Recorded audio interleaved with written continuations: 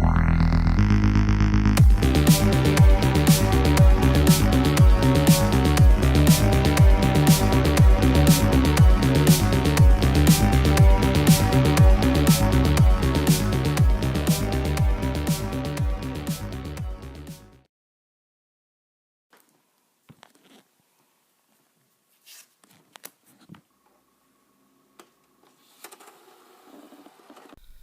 right, guys. Hi, how you doing? I'm Sam with THA.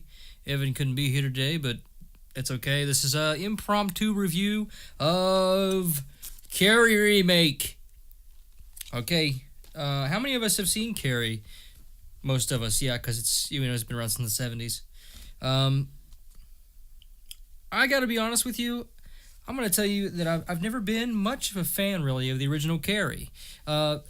I get that it's like a horror classic and the acting is done well in it and it's got some big name people in it and it's, I never found it scary. And I like my movies to be scary. But I can appreciate it as a classic and I can appreciate that it has good things going for it and I can see why it's a classic. So when I was in the store this morning seeing what came out on Blu-ray, I came across this. And what's funny is when this came out in the theaters, I swore to myself that I wasn't going to have any interest in this, and I didn't have any interest in it. And I'll tell you why in a minute. But I picked this up, and I said, well, you know what? Maybe this will impress me. Maybe this will be better than the original. Maybe I'll like this. Maybe as a remake, it will add something that needed to be added to the original Carrie. Okay? Maybe. We'll talk about it and see what you guys think, and I'll tell you what I think, honestly.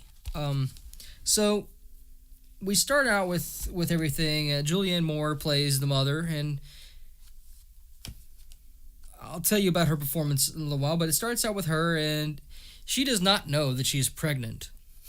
And it starts out with her giving birth. And I think that's a little ridiculous. I do. But it's the story. So it's kind of intense in the beginning. I'll say that it's got a little bit of a shock value to it. She gives birth to Carrie and she almost kills the baby. I won't really talk more about it, but I mean, she seems very surprised when a baby comes out of her. How do you not know you're pregnant? So that just screams problems right there. But you do find out later that it's not just immaculate conception. It's she had sex out of wedlock.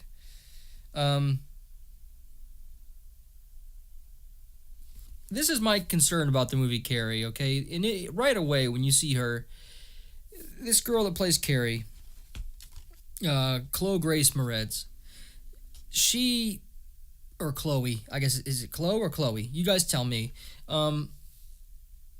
She's not ugly at all. She doesn't have to be ugly to be necessarily an outcast, but the way she is outcast is too over the top. And that's one of the things I've always felt was just kind of wrong about Carrie, and it's still true with this remake. Yes, she's awkward. Yes, she is kind of a loner. Yes, she's sheltered and she is very religious and blah, blah, blah. Those are not the things in school today that are going to get a whole class of people to hate you as much as they hate Carrie. I mean, these people hate Carrie, and why? She's nice, and I don't see popular girls wasting their time with her. So everybody that's seen Carrie knows that she gets, she's sheltered. She doesn't know what's up. She gets her period in the shower after gym one day, and the girls throw tampons and pads at her and scream and plug it up. One difference in this one. Some little bitch has a cell phone. Holy crap, they're recording this incident with Carrie. Plug it up. And this girl is recording it with a cell phone. How evil is that? What do you intend to do with that? Put it online, of course. Why? You really hate this girl. A lot. You hate Carrie. Why? What'd she do? You have nothing to prove. You're gorgeous, whatever, fine. Shove it up your ass. That's just mean and cold. I think that is a little too over the top for me, and I think that it kind of ruins a little bit of the realism in a way. Things these days I can see, people always have their cell phones out and they're recording things. But is somebody really going to record this humiliating thing for a girl? She doesn't know she's having her period. She doesn't know what it is. She's scared to death. She's laying on the shower floor and they're throwing tampons at her. Okay, so we get the first glimpse of Carrie's telekinetic abilities with the tampons. So she's angry and they start kind of shaking around her. Okay, but the gym teacher comes up and puts a halt to it. All right, that's our first glimpse. We know that we're gonna see her develop as a power kind of. The thing about this movie, I've always wondered: is Carrie evil? Is Carrie the spawn of something malevolent? Was there... maybe I read too much into this. Maybe I read way deeper than I should. But was there a demonic presence available when Carrie's mother had sex? Are Carrie's powers the product of something dark? Or is she just kind of a freak of nature? Is she just kind of... boom, she's just different? I like to think there's something else at play, but maybe that's just me wanting more out of the movie. Okay. But yes, Carrie is extremely awkward, and the actress does a very good job. I will hand it to her. She's a great actress. She does a wonderful job of portraying this fear of people and normality.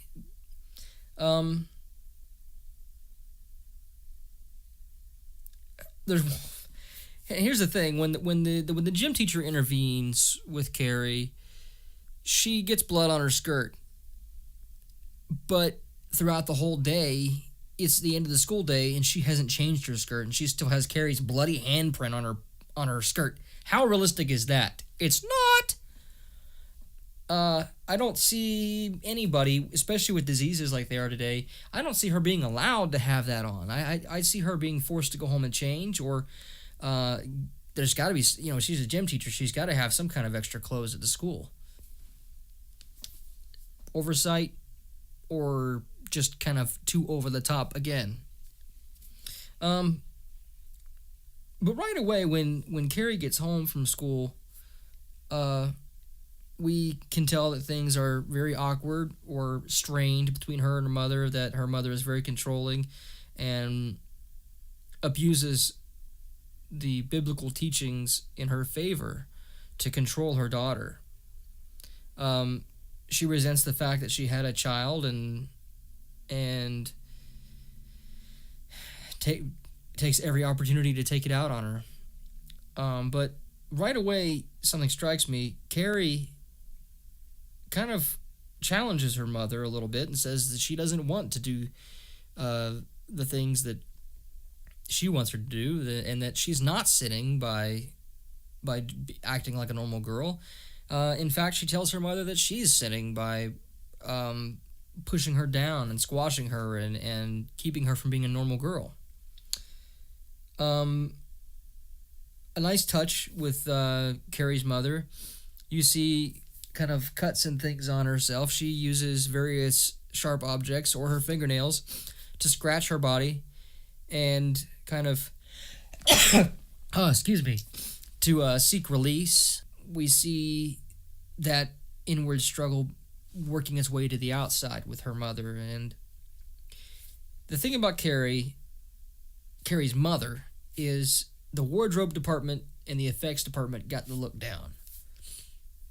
Julianne Moore, she didn't sell it for me. I don't believe that, when I look back at the original Carrie, that was an impressive performance by the mother. Julianne Moore, I don't believe she was really into the part. I think this was a money role for her, and I don't think she got into it enough. I don't think that she put her heart and soul into this role like a lot of people would have, because Carrie's mother, a lot of people understand that that's a way over the top role, and if you're going to get involved with it, you're going to have to strain yourself and be energetic. As a remake, I think we get a little less actually of the interaction between her and her mother, between Carrie and her mother, than we did in the original. We get a lot of the interaction of the peers, and I think there's something disturbing about that. I'll talk about it later. The premise behind Carrie has always been pretty unrealistic, being that there's no way everybody in an entire school is going to get behind this plot to destroy her just because she's different. And no, everybody in the school doesn't get behind this, but I cannot see everybody in a school laughing at somebody getting blood poured on them at a prom. I don't see that happening. I can't see that happening. I don't think that we're so far gone as a society, or that stupid as a society. We're too aware of, even out of just shame, we're too aware of political correctness to laugh at somebody that gets blood poured on them at the prom.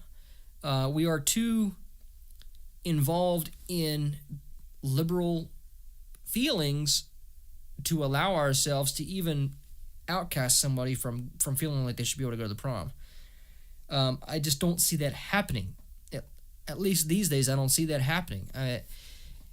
And if anything, I see this core group of people that is pursuing Carrie. I see them being stamped out in a way and rejected by kids with common sense. When Carrie gets the blood poured on her, she looks pretty good. It's kind of neat. She has blood in her eye. I imagine that's CG, but the look that she has, she's really spaced out. She's in another plane of existence, pretty much, when she's in the zone killing people. She wigs out. She does. There are some pretty cool scenes where, she loses control of her telekinesis. And I'll say this. I won't spoil this because I know this just came out on Blu-ray and DVD. There is a really cool scene with fire that should have been extended. The deleted scene portion of it was much better. And I'm going to say this about the kills after Carrie loses it. This is proof that the film was not behind the movie. They were behind bucks. The R rating is there, okay? But what they did with the violence is they came to this very tip of R rating. Here's PG-13 down here, here's R rating up here and beyond. And here up here is X and NC-17 and stuff like that. Right here is where Carrie's sat. It's like they purposefully got themselves just enough violence to get to the R rating. That way they can trick the horror crowd, the horror fans, into going and seeing Carrie, the remake. While at the same time, it's just glamorous enough and just teenish enough to get a different crowd involved. Maybe the teen girls, the teen audience that is kind of on the fence about whether or not they should be watching horror movies. Ooh, dirty, scary, nasty, bloody gut stuff. Okay, you look at Rob Zombie and an horror film. Now that's violent. That's messed up. Okay, there's stuff there that's nasty. And I'm not saying I'm a bigger fan of Rob Zombie than anything else, but that's evidence of what an R rating is. This movie, I feel like the R rating was just smoke and mirrors. If you're going to put out a PG-13 movie, put out a PG-13 movie, okay? Here's another thing. I don't think this movie was scary at all. I didn't feel any anxiety from the mother. I wasn't particularly sad at any death that really happened. And this is another thing that I had talked about earlier.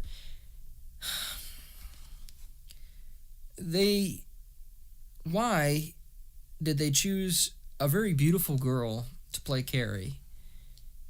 It's not realistic in any way. Okay, they took this beautiful girl and yes, they made her awkward. So what? We have this entire level of people today that are awkward, and it's a group. It's the thing to be awkward. It's not something that people are going to be destroyed over. It's this is my ultimate take on the kills that Carrie does. They're creative. There's a really cool scene with bleachers. I won't mention it in case you want to watch it. The way she takes care of Chris and her boyfriend. Chris is an evil bitch in this. Chris does a good job, and honestly, I think she does a better job than most people in her part, as well as the character Sue. I think Sue does a good job of kind of portraying an innocence that is genuine. And she is sorry for the way that Carrie's been treated. But Chris is a mega bitch, and you can tell that she's really into the role of being a bitch. So the way that Carrie gets her revenge on people, yes, I get it, it's creative, and you can tell there's some good effects, but CG got in the way of otherwise good effects. Like, they'll take a good kill, and it's pretty violent by the time it ends up, but the initial part of that kill is ruined by CG effects, and because it takes it and it makes it over the top, but blah, and it's just unimpressive. I will say that the alternate ending is pretty provocative an idea, and I think that you Carrie fans are going to enjoy that. So I'll leave it at that, and I do wish that I can take it, I can leave it. I give it a C plus B minus. It's, as far as remakes go, it's not the worst, it's not the best. If you're curious, check it out, but maybe wait to see it another way. I spent $20 on this, and I'm not very happy about that. Anyway, I'll be seeing you later. This is Sam from THA, the Horror Appraisal, and have a good time.